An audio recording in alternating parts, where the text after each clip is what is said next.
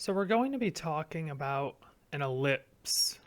An ellipse is a conic shape that's found by taking a cone and slicing it in a certain way. So for instance, if you were to take a cone, which is difficult to draw in 2 dimensions, but essentially just something like this, and if you were to take, for instance, a piece of paper and slice it right across, and look at the cross section. So you'd have now a shape that looks like this,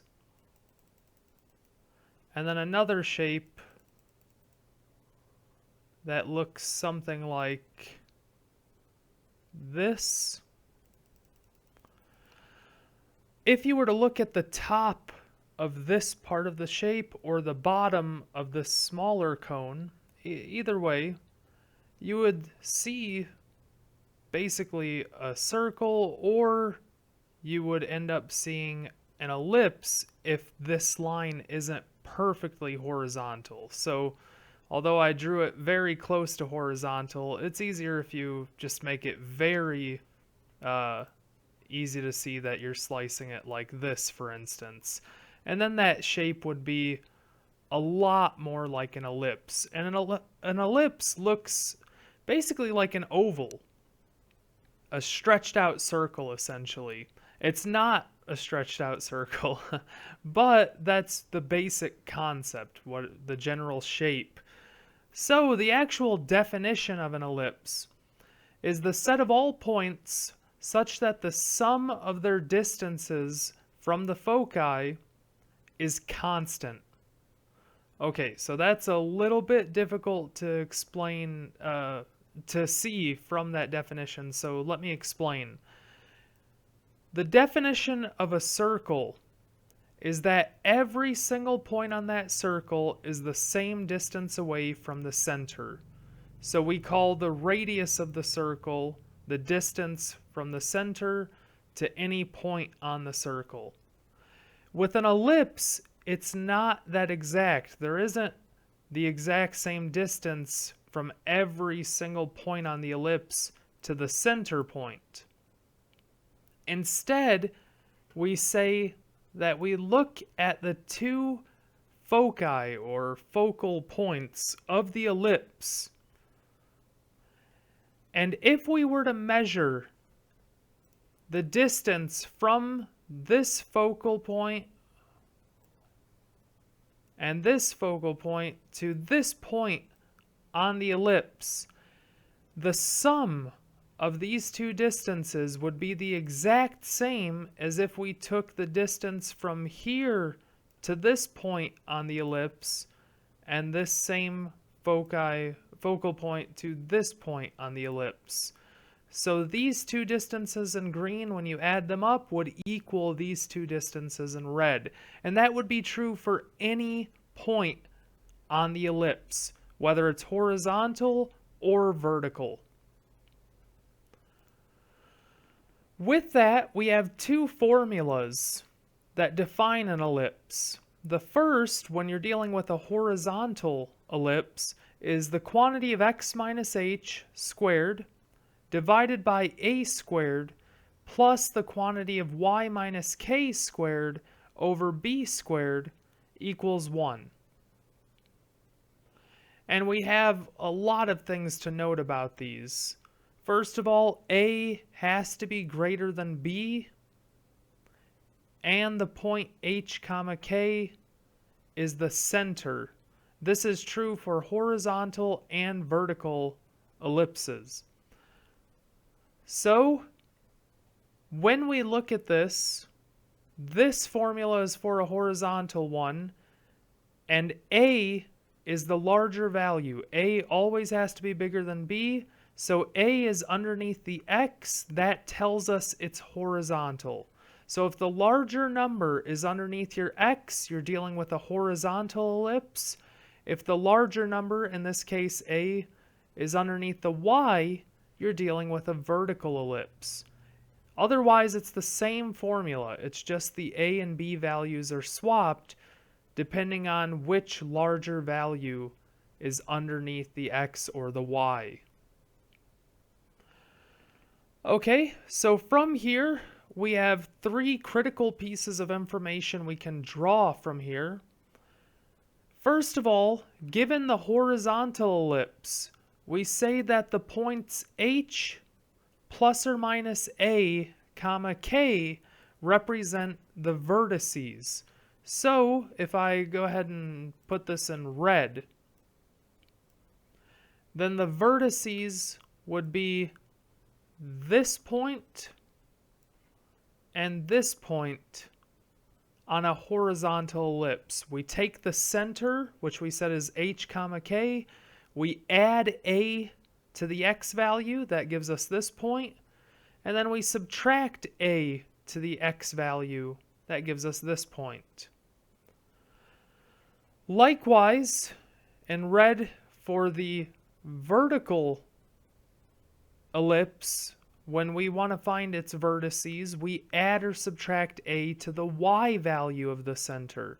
So I did some drawing here, so it's going to look a little bit messy, but essentially this point and this point represent the vertices on a vertical ellipse. From here, we'll go ahead and do the next ones in blue. The co-vertices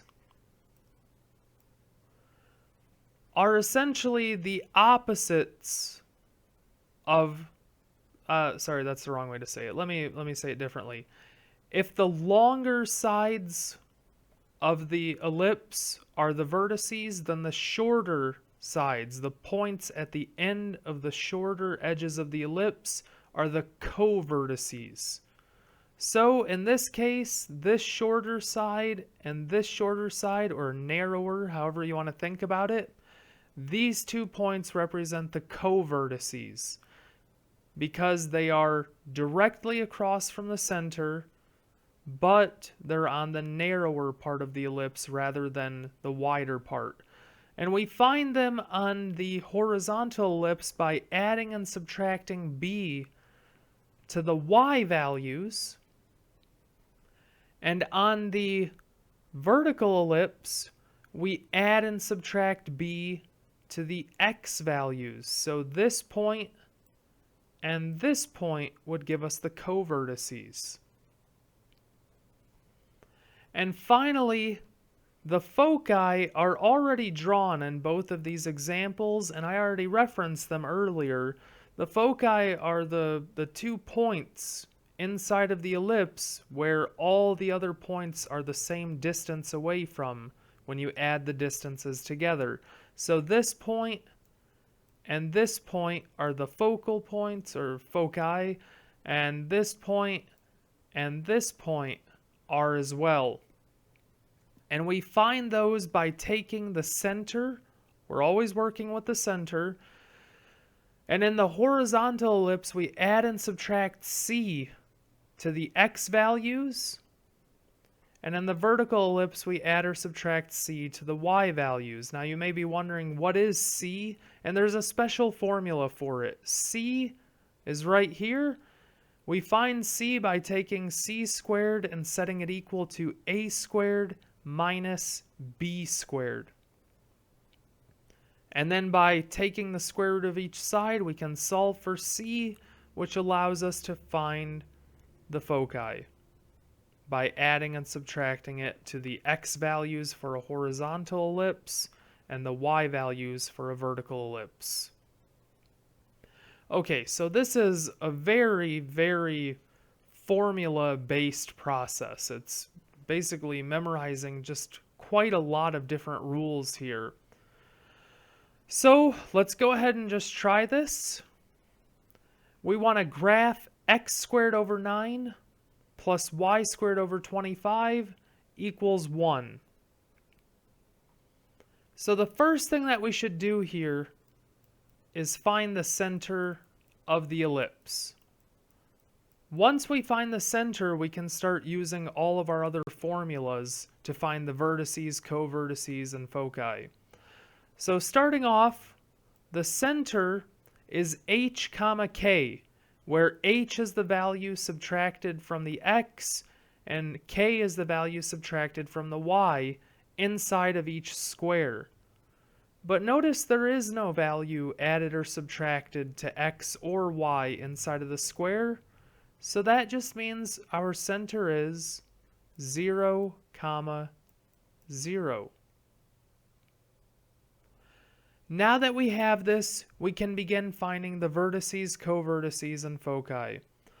So starting this off, we'll start with the vertices.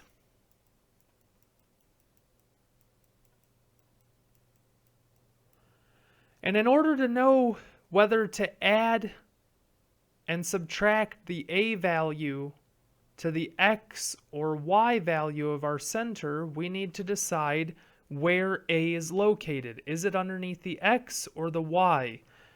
Underneath x, we have a 9. Underneath y, we have a 25. So since 25 is greater than 9, that means a squared is equal to 25.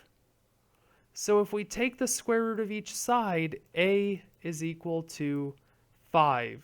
It's technically plus or minus 5, but we just need the absolute value. We just need the 5 itself. So now that we have this, and we know it's underneath the y, that means this is a vertical ellipse. We can make a note of this. This way we double check that our final graph looks accurate.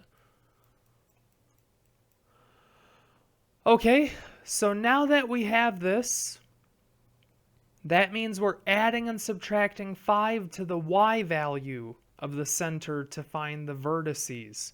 So we have 0, 0, plus or minus a is 5, which gives us 0, plus or minus 5. These are the vertices of the ellipse. These are the longer points that are apart from each other, the wider part of the ellipse. Now the co-vertices.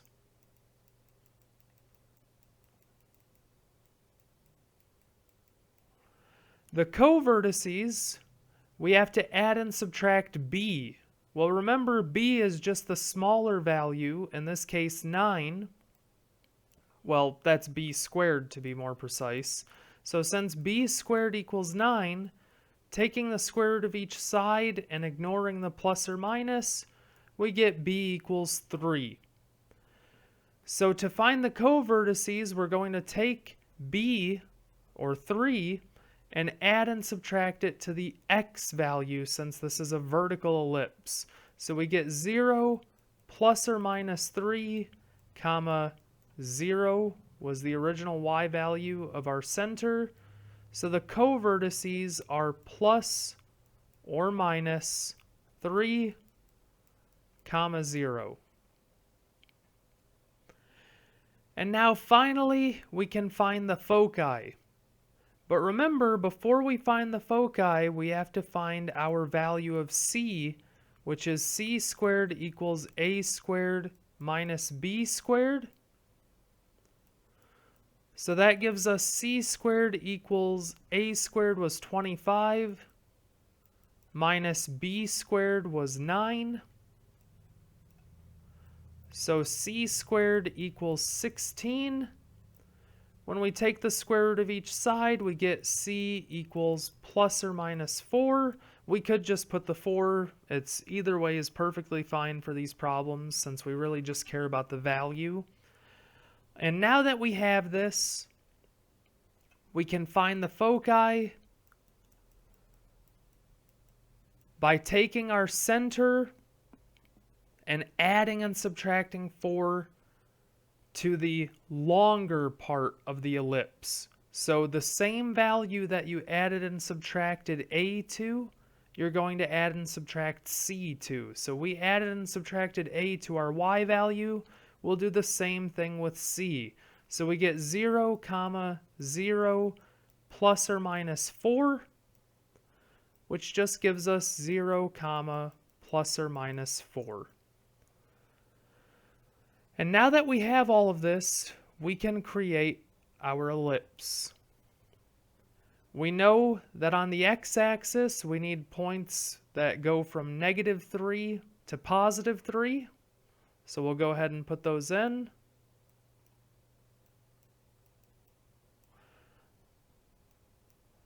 And on the y-axis, we know that we need points from -5 to +5. Those are the largest or furthest points away. So we have 1, 2, 3, 4, 5. And 1, 2, 3, 4, 5. And now we can begin plotting our points. And I'm going to use a lot of different colors here so it's clear which point is which. So remember our vertices, we'll go ahead and put those in red, are at 0, 5 and 0, -5. Our co-vertices are at 3, 0 and -3, 0. I'll put those in green.